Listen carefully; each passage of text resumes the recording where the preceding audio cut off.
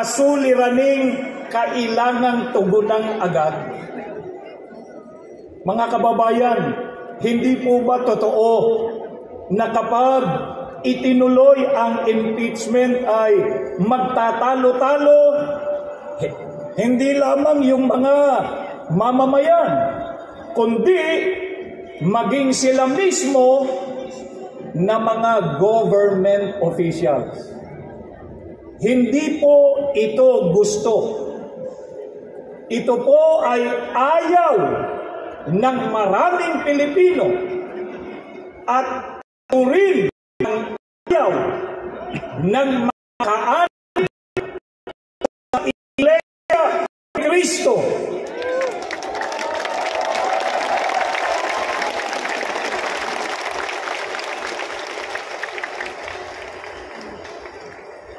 Kaya mahalagang alalahanin po natin ang sinasabi sa Biblia.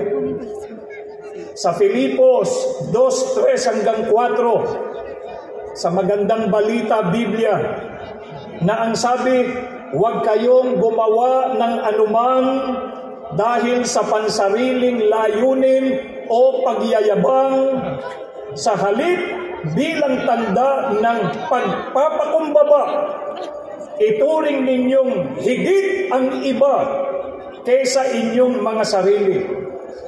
Pagmalasakitan ninyo ang kapakanan ng iba at hindi lamang ang inyong sarili.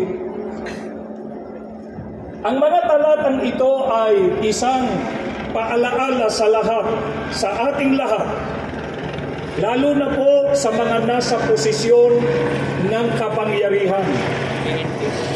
Ang kanilang tungkulin ay maglingkod para sa kapakanan ng mga mamamayan, hindi po para sa sariling o pansariling interes. At lalo na hindi po para maghasik ng pagkakampi-kampi, dahil lang ang hangarin ay humawak ng kapangyarihan.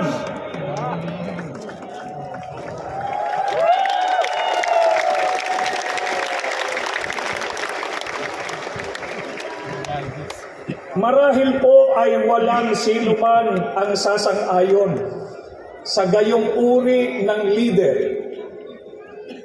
Ang pamamaraan kasi nila ay divide and conquer.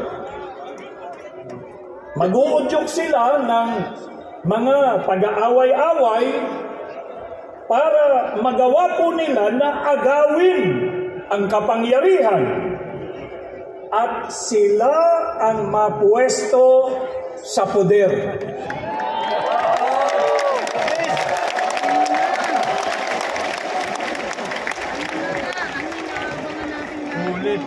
Kung nangyari man po yan sa ibang bansa, sana po ay hindi yan mangyari sa ating bansa.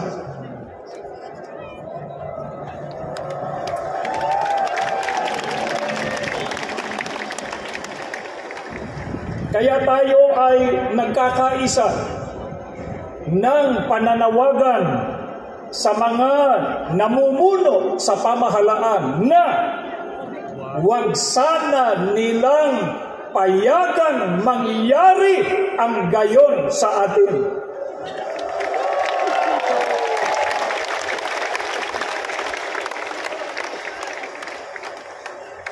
Meron pong kasabihan na united we stand, divided we fall. Tayong naririto, tinututulan po natin at hanggat sa makakaya natin, ayon sa ating makakaya, ay huwag nating payagan ang divided we fall.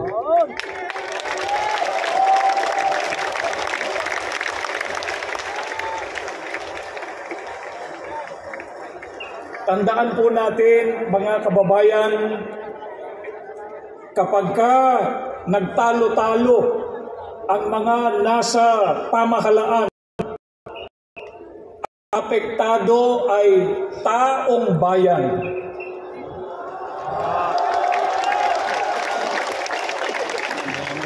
Kapag magulo ang bansa, ang mga mamamayan ang kawawa.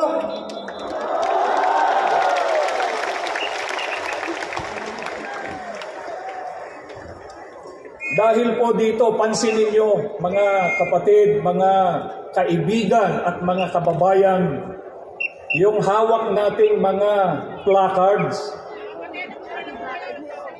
Basahin natin isa-isa yung nakasulat yan. Tignan po ninyo. Ang nakalagay, aming kahilingan, kapayapaan ng bayan.